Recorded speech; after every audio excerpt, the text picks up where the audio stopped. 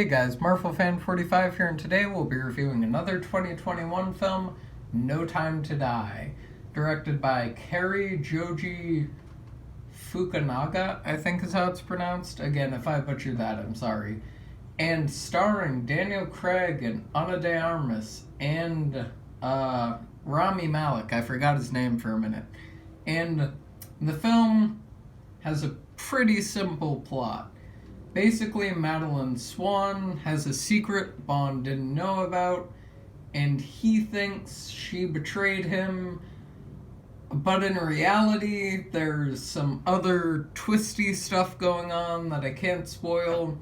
And then Safin, I think it's Safin, from Madeleine Swann's past, comes back, and stuff happens, again, without spoiling anything. So yeah, this is the final film in the Craig Bond era, and I grew up on the Craig Bond era, so I'm sad to see it go, because there are like two stone cold Bond classics in this era.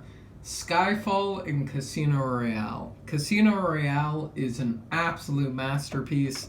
I may be re-reviewing it, honestly, and may just go through Craig's stuff.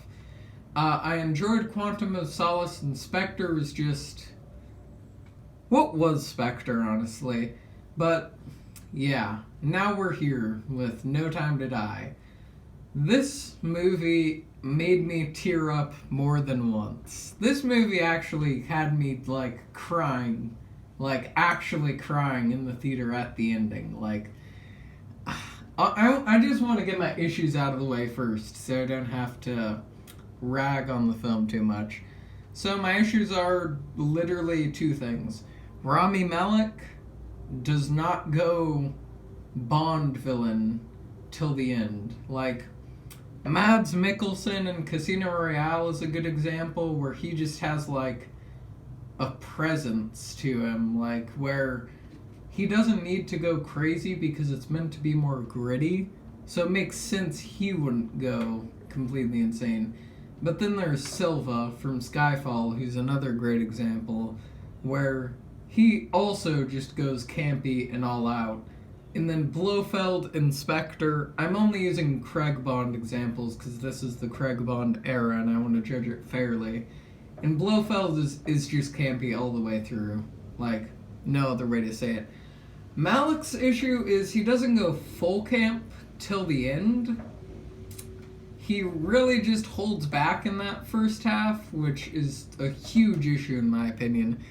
And he doesn't really act like a Bond villain until the final bit in his lair, which is literally a Bond villain lair. I found his scientist partner a bit annoying too. That's, I guess, a third issue, but that's less than a nitpick. And then the big issue. The second act dragged. The second act went on way too long. Now, that's been an issue with all the Bond movies, in my opinion, from the Craig era, where even in Casino Royale, which I think is a near-perfect movie, it still drags a bit. That much stuff should not be in a Bond movie. We don't need that much fluff. Just show us what's happening, Show us the action, show us the intense parts of the story. They put in a bit too much story, if that makes sense. They overstuff it. There's a bunch of fluff that should not be there. But that is all of my issues. That is it. Other than that, this movie is near perfect. Visually, this is the best looking blockbuster of the decade, by far, bar none, no competition. In my opinion, this film will not be topped in terms of how an action blockbuster looks this whole year. Unless Dune really surprises me, I do not think this will be topped. The way Cary, I'm just going to use his first name, Cary uses the shadows and the lighting of the world is stunning. The way he films the first act and Bond's peaceful area, how he shoots action. The way he shoots the forest sequence, too, is absolutely stunning. And then he shoots everything so well. The raid on the government facility place with the virus thing, amazingly filmed. Like, that looks unbelievable. The all the stuff with Felix Leiter looks stunning. The Spectre meeting looks amazing. Like, that's one of the best looking scenes I've seen all year.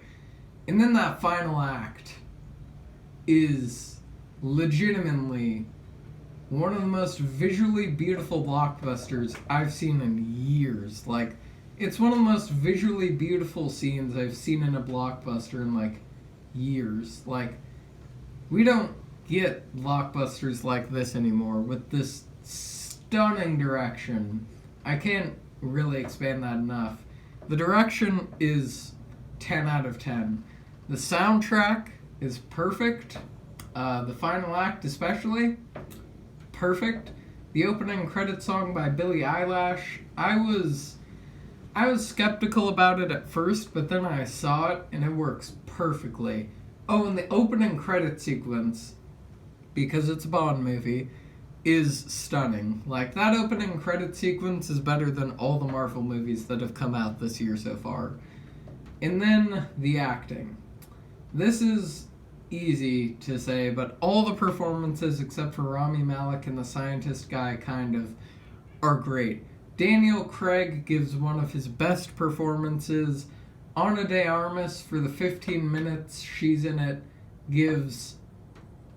she steals the show. She's in it for 15 minutes, but you wish she'd be there, like, the whole film. Like, she's amazing. I don't think that needs to be said, though.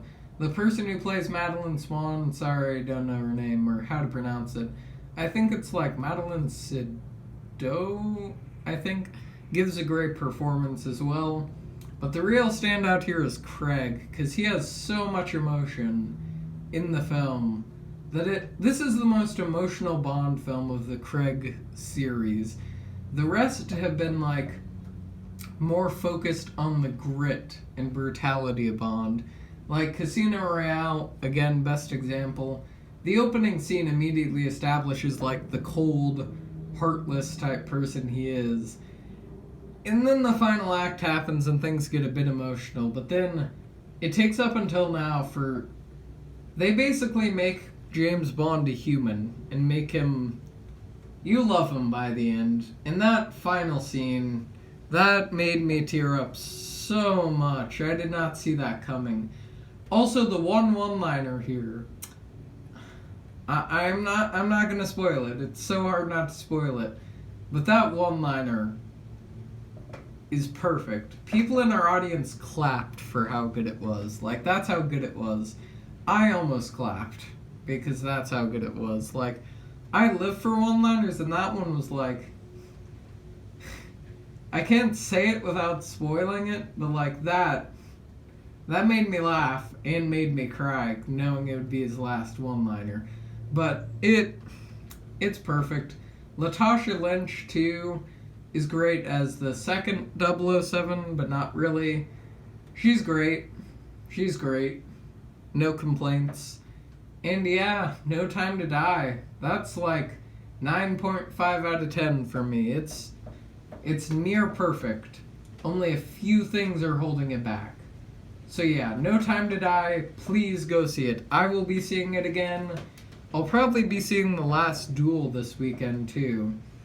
And yeah, that was my review for No Time to Die, and I'm just glad to be back doing reviews again. And yeah, it's just nice to do reviews again. So yeah, stay safe and have a good day.